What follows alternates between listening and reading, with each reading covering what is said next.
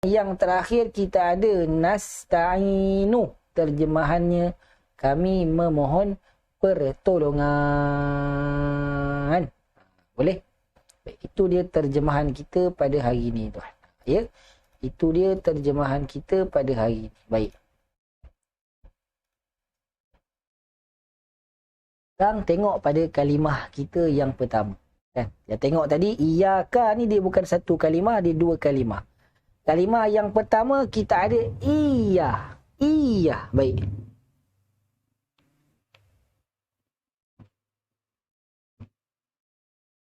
Iya. Iya ni apa? Hanya sesungguhnya. Hanya sesungguhnya. Baik. Sekarang ni tengok saya dulu. Sebelum saya tanya, sebelum tuan-tuan jawab. Wasiat saya ada 3. Ya, ada 3. Pertama, kalau saya mengajar, jangan catat. Yang kedua, kalau saya suruh sebut, sebut. Yang ketiga, kalau saya tak suruh komen, jangan komen. Hari ini saya tambah yang keempat. Ya, kalau saya suruh bedal, saya nak tuan-tuan bedal. Bedal ni apa? Hentam. Daripada tuan-tuan komen tak tahu, daripada tuan-tuan duduk diam kat rumah tak komen apa-apa, lagi afdal kalau tuan-tuan bedal. Boleh? Wasiat saya yang keempat, kalau saya buka ruangan bedal, waktu itu tuan-tuan wajib bedal. Jangan diam, jangan komen tak tahu. Boleh? Tulis dekat ruangan komen. Boleh ke tak boleh? Wasiat saya yang keempat. Hari ini saya tambah satu lagi wasiat. Kan? Hari ini tuan-tuan belajar tajuk baru. Hari ini tuan-tuan dapat wasiat baru. Ya? Wasiat saya yang keempat, kalau saya suruh bedal, maka tuan-tuan wajib bedal. Bedal lebih afdal. Daripada tuan-tuan diam kat rumah tak komen apa-apa, daripada tuan-tuan komen tak tahulah ustaz, lagi baik tuan-tuan komen apa saja yang terlintas dekat kepala, yang kena-mengena dengan yang saya tanya. Ahsantu. Baik. Sekarang ni kita ada kalimah iya. Terjemahannya hanya sesungguhnya. Iya, hanya sesungguhnya. Isim ke, fi'il ke, haraf. Ini saya buka ruang bedal. Bedal lah apa yang tuan-tuan nak bedal. Isim ke, fi'il ke, haraf. Isim ke, fi'il ke, haraf. Ya? Isim ke, fi'il ke, haraf. Iya, hanya sesungguhnya. Hanya sesungguhnya. Ya? Hanya sesungguhnya. Tulis dekat ruangan komen. Malam ni jawapan ada meriah sikit. Ya? Ada yang kata isim, ada yang kata haraf, ada yang kata fi'il. Tak apa, betul. Kalau salah, tak apa. Jangan malu. Kalau betul, ahsan tu. Salah, kita betulkan. Sebab ruangan bedal ni memang akan ada yang salah lah. Dan saya tak marah lah kalau salah. Ya? Mana lagi tu? Ada 37 orang. Yang baru komen ni tak sampai 10 orang. Ahsantum.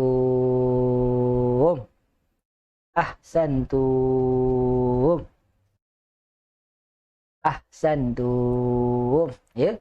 Ada yang kata isim, ada yang kata fi'il, ada yang kata haraf. Baik, tengok tuan. Bagi yang jawab iya ini isim, tengok tuan. Adakah di pangkalnya ada alif lam? Tak ada, Pak. Tak ada alif lam. Adakah hujungnya berbaris tanwin? Pun tak ada, tuan. Adakah ujungnya berbaris bawah? Pun tidak. Adakah maknanya menunjukkan isim? Pun tidak. Bermakna iya ini dia bukan kalimah isim. Boleh? Kalau yang kata dia kalimah fi'il, tengok tuan. Kalau kita kata dia ni fi'il madhi, ada telah ke? Tak ada telah tuan. Tak ada telah. Kalau kita kata fi'il mudhari', tengok maknanya. Adakah maknanya menunjukkan perbuatan?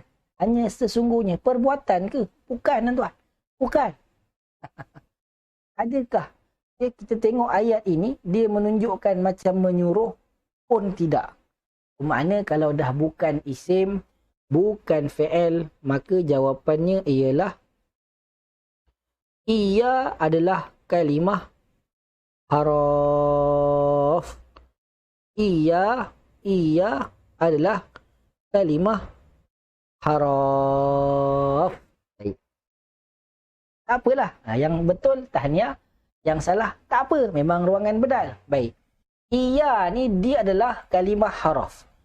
Jumpa haraf, apa nak kena buat tuan-tuan? Jumpa haraf, apa yang nak kena buat? Tulis dekat ruangan komen. Tulis dekat ruangan komen. Jumpa haraf, apa nak kena buat? Ya? Ya. Semua jawab betul apa yang saya pernah ajar sebelum ni. Ya? Baik. Semua kata abaikan. Puan Maya Safia abaikan. Puan Rohana Ahmad abaikan. Puan Yani Man pun abaikan. Ramailah abaikan. Baik, sekarang tengok saya. Kita nak upgrade lagi tingkat. Lagi setingkat naik tuan. Tengok saya. Yang saya sebut sebelum ini, jumpa haraf abaikan. Yang saya maksud dengan abaikan itu ialah kita tak payah pindah ke kotak yang berwarna purple. Boleh? Yang saya kata abaikan itu ialah maknanya kita tak perlu nak pindah daripada kotak hijau ke kotak warna purple. Hanya isim dan fi'il sahaja pindah. Haraf tak payah pindah. Boleh? Itu yang saya maksudkan dengan abaikan. Tetapi mula pada detik ini tuan. Mula pada saat ini. Tengok saya. Kalau kita jumpa haraf dan kalau saya tanya jumpa haraf nak buat apa? Tuan-tuan dah tak boleh jawab abaikan. Tuan-tuan dah tak boleh nak kata abaikan. Yang tuan-tuan kena kata ialah jumpa haraf kita wajib cari dua perkara. Yang pertama, nama haraf. Yang kedua, fungsi haraf. Ya? Lepas ni kalau saya tanya tuan, jumpa haraf nak buat apa? Ya, jumpa haraf nak kena buat apa? Jawapan dia adalah cari nama dan cari fungsi. Jumpa haraf nak kena buat apa tuan? Cari nama, cari fungsi. Setiap haraf, setiap kalimah haraf mesti ada nama, mesti ada fungsi. Tak ada haraf yang tak ada nama, tak ada fungsi. Tak ada juga haraf yang ada nama tapi tak ada fungsi. Dan tak ada juga haraf yang ada fungsi tapi tak ada nama. Tak ada. Haraf, tengok saya, haraf wajib ada nama, wajib ada fungsi. Boleh? Tengok lagi. Macam mana Ustaz kita nak tahu nama haraf ni? Tengok saya. Jangan cantik tuan.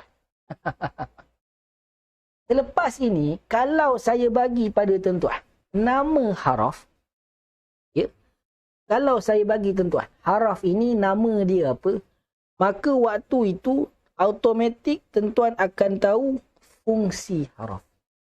Boleh? Saya bagi je nama haraf, automatik tuan-tuan akan tahu apa fungsi dia.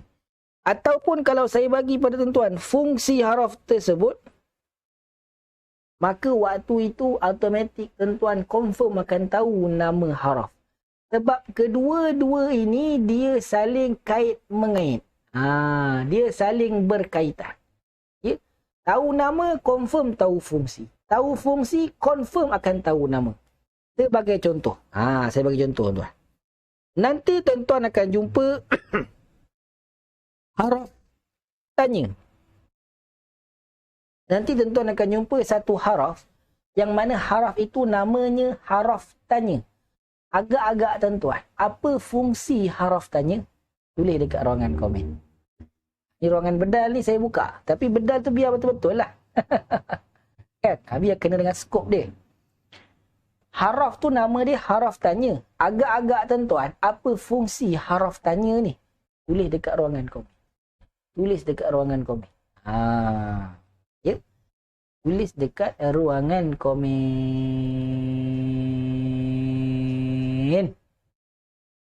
Apa fungsi haraf tanya ni? Mana komen tak masuk ni? Ya. Ahsantum. Saya dah kata tuan-tuan tahu je nama, automatik tuan-tuan akan tahu fungsi dia. Ya. Kalau saya kata nama haraf itu haraf tanya, maka apa fungsi dia? Fungsi dia adalah bertanya. Ya. Fungsi haraf tanya ialah untuk bertanya lah. Nak tanya kan? Bertanya. Itu dia tuan. Boleh? Betul lah tu. Ada yang kata bertanya, nak tahu soalan, ingin mengetahui. Tapi yang mudahnya bertanya lah. Bertanya. Contoh saya bagi lagi. Nanti tuan-tuan akan jumpa juga haraf yang kita panggil sebagai haraf penyambung cerita. Agak-agak tuan, haraf penyambung cerita ni fungsi dia apa? Fungsi dia apa? Tulis dekat ruangan komen. Tulis dekat ruangan komen. Ya? Tulis dekat ruangan komen. Haraf penyambung cerita. Apa fungsi dia?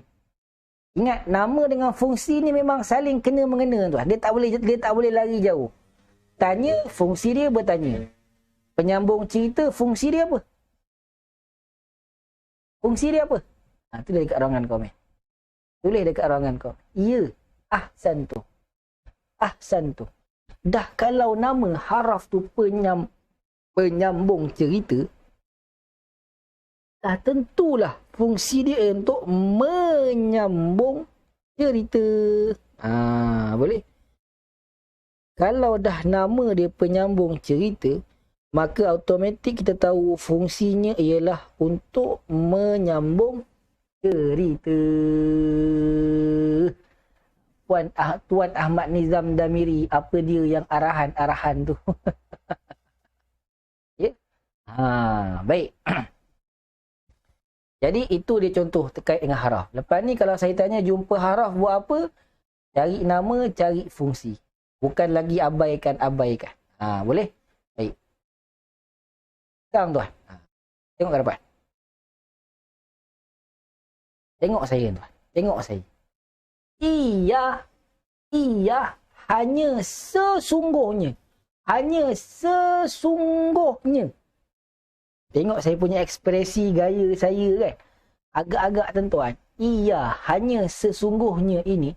Dia haraf apa tuan? Apa nama haraf ni tuan? Bedal. Bedal tuan. Tak apa, saya bagi bedal. Hanya sesungguhnya. Ya. Agak-agak tuan. Dia haraf apa tuan? Tulis dekat ruangan komen. Tulis dekat ruangan komen. Hanya sesungguhnya. Tuan tengok saya punya ekspresi muka gaya kan. Agak-agak tuan dia haraf apa ni? Dia haraf apa tuan? Tulis dekat ruangan komen. Ya? Tulis dekat ruangan komen.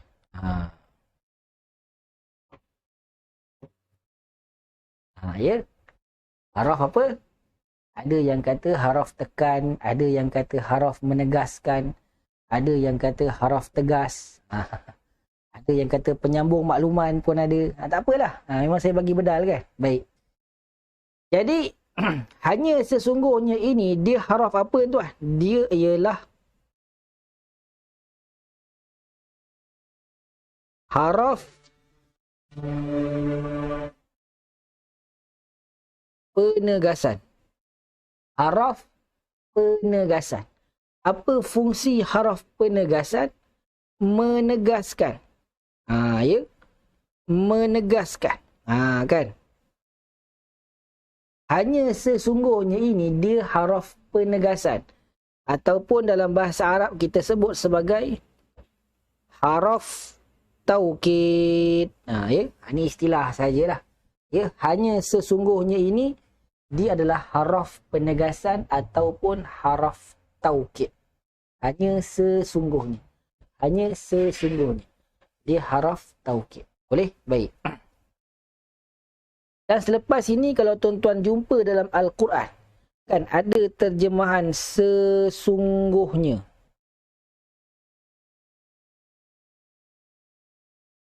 Kemudian apa lagi? Sungguh. Kemudian pasti. Kan. Lepas ni kalau tuan-tuan jumpa dalam Al-Quran, dalam ayat tu ada terjemahan sesungguhnya, sungguh, pasti ataupun benar-benar. Ya. Sesungguhnya, sungguh, pasti, benar-benar, maka tuan-tuan tahu, confirm kalimah itu adalah kalimah haraf penegasan ataupun haraf taukid. Baik, tengok saya tuan. Ya. Jadi rupanya tuan, Allah gunakan ayat yang kelima ni, Allah gunakan permulaannya ialah haraf penegasan. Allah nak suruh apa? Rupanya ayat yang kelima Allah nak suruh kita menegaskan. Allah nak kita tegaskan, iaitu hanya sesungguhnya engkau sahajalah ya Allah yang kami sembah. Boleh? Rupanya ayat yang kelima ini tuan, ayat yang kedua, ketiga, keempat, ketiga-tiga ayat yang sebelum ayat kelima ini, Allah mengenalkan zat dia. Dialah Allah Tuhan sekalian alam. Dialah Allah yang memiliki dua sifat yang istimewa. Dan dia juga adalah Allah yang memerintah di hari pembalasan. Dan di ayat yang seterusnya, Allah nak suruh kita menegaskan. Allah nak suruh kita berikrar, menegaskan bahawa sesungguhnya, hanya sesungguhnya engkau sahajalah ya Allah yang kami sembah. Inilah lafaz ikrar kita tuan-tuan, yang kita lafaz tiap-tiap hari 17 kali sehari semalam. Itu sembahyang wajib saja, sembahyang sunat tak kira lagi tu. Tiap-tiap hari kita menegaskan bahawa memang hanya Allah sahajalah yang kami sembah. Tak ada yang lain. Dan hanya Allah sahajalah yang kita mohon pertolongan. Tulis dekat ruangan komen. Faham ke tak faham? Okay. Bukan saja-saja Allah guna haraf penegasan di permulaan ini. Rupanya ayat yang kelima, bila kita dah kenal Allah itu Tuhan, kita dah tahu Allah itu ada dua sifat Ar-Rahman Ar-Rahim, kita dah tahu Allah itu pemerintah di hari pembalasan. Dan yang kelima, Allah suruh kita berikrar depan dia, menegaskan depan dia bahawa memang tak ada yang lain kita sembah melainkan hanya semata-mata kepada Allah. Ahsantum. Ahsantum. Jadi bukan biasa-biasa tuan, dia bukan sengaja-sengaja, bukan tak ada sebab Allah gunakan haraf di permulaan ayat yang kelima. Boleh? Ahsantum. Semua kata faham, terbaik. Terbaik. Ya, terbaik tuan. Terbaik. Kemudian kita pergi pada kalimah yang seterusnya. Ya. Kita pergi pada kalimah yang seterusnya. Iyaka. Terjemahan ka adalah engkau. Ka adalah engkau. Engkau. Ya. Tulis dekat ruangan komen. Ka terjemahannya engkau. Isim ke, fi'il ke, haraf. Tulis dekat ruangan komen.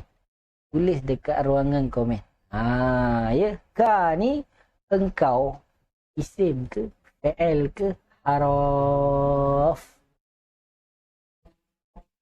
Tulis dekat ruangan komen. Ingat saya punya ayat mula-mula tadi. Kan? Kalimah haraf memang semuanya pendek-pendek. Tapi kena ingat, tak semua kalimah pendek dalam Al-Quran itu dia kalimah haraf. Jadi ka ni tuan-tuan, isim ke, fi'il ke, haraf.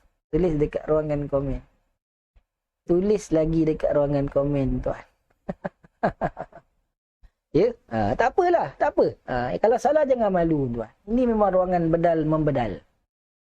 Bedal lebih afdal daripada diam dekat rumah. Ya? Jadi ada yang kata isim, ada yang kata haraf. Boleh? Semua kalimah isim pendek-pendek tuan. Tapi kena ingat, ada juga dalam Al-Quran kalimah itu pendek tetapi dia bukan haraf. Minta maaf, semua kalimah haraf pendek-pendek. Ya?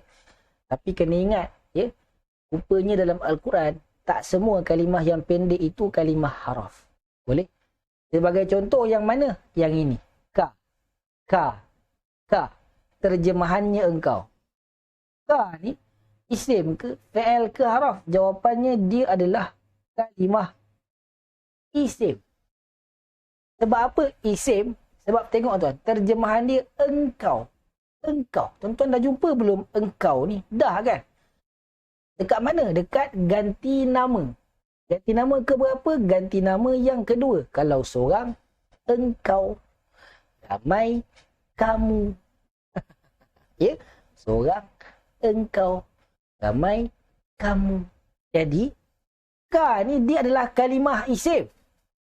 Dia pendek ustaz. Ya, sebab tu saya kata tak semua kalimah pendek dalam Al-Quran. Dia kalimah haraf. Boleh? Dia isim apa? Dia kita sebut sebagai isim dhamir. Isim dhamir. Dhamir. Ya. Apa tu isim dhamir? Dhamir ni apa? Kata ganti nama diri. Kata ganti nama diri. Boleh? Ya.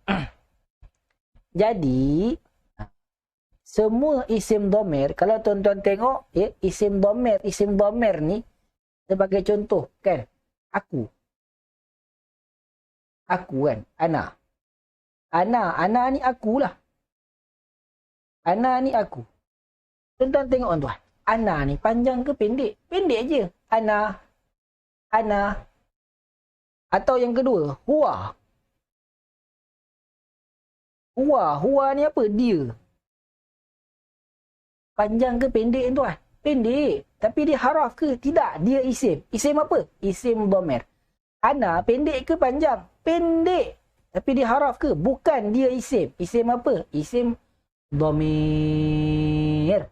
Isim dhamir. Isim ganti nama diri. Boleh dekat ruangan komen. Senang ke susah setakat ni? Jadi, hari ni tuan-tuan tahu, ada juga kalimah yang pendek tapi bukan haraf. Sebagai contoh, ka. Terjemahannya engkau. Dia adalah isim. Isim apa? Isim dhamir. Apa tu isim dhamir? Isim dhamir ialah kata ganti nama diri. Yang ini tuan-tuan dah belajar ke belum? Dah belajar. Dah belajar. Ya? Dah belajar. Belum belajar, dah belajar.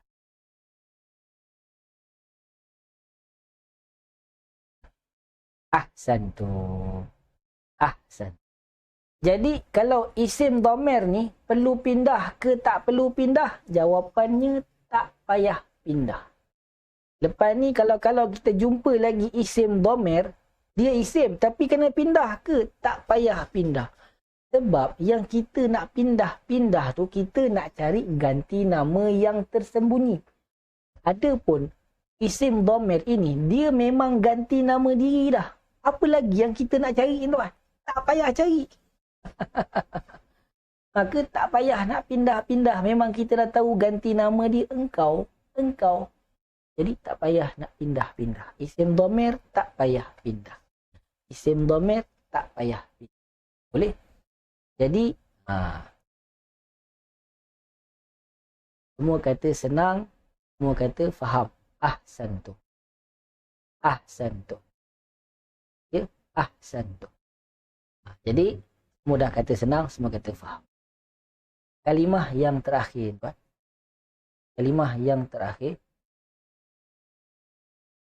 Puan Rina, adakah kita tengok juga pada kriteria isim? Iaitu makna. Ya, tengok maknanya engkau. Engkau.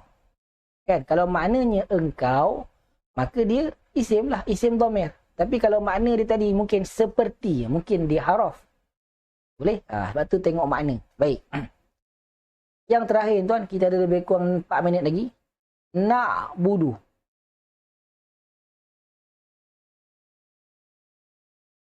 Na'budu. Sekejap.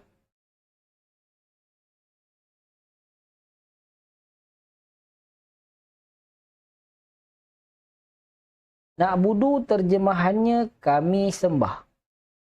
Dia kalimah isim ke? fi'il ke haraf tuan-tuan? Tulis dekat ruangan komen. Tulis dekat ruangan komen. Ya. Na'budu, kami sembah. Kami sembah. Isim ke fi'il ke haraf? Tulis dekat ruangan komen. Ya. Tulis dekat ruangan komen. Na'budu, isim ke fi'il ke haraf? Puan Arash Aira Official. Kenapa kata isim? Kenapa kata isim? Ini adalah kalimah fi'il. Ya. Ini adalah kalimah fi'il. Kalau saya tanya tuan-tuan, ini fi'il madhi ke mudhari' ke amar, saya confirm tuan-tuan akan jawab ini adalah fi'il mudhari'. Sebab apa? Sebab tak ada telah. Kalau ada telah, kami telah sembah, maka dia jadi fi'il madhi lah. Sekarang ni tak ada telah, maka dia fi'il mudhari'. Jumpa fi'il, pindah ke tak pindah? Tuan-tuan akan jawab pindah. Maka kita nak cari 3 maklumat tuan-tuan. 3 maklumat. Ya.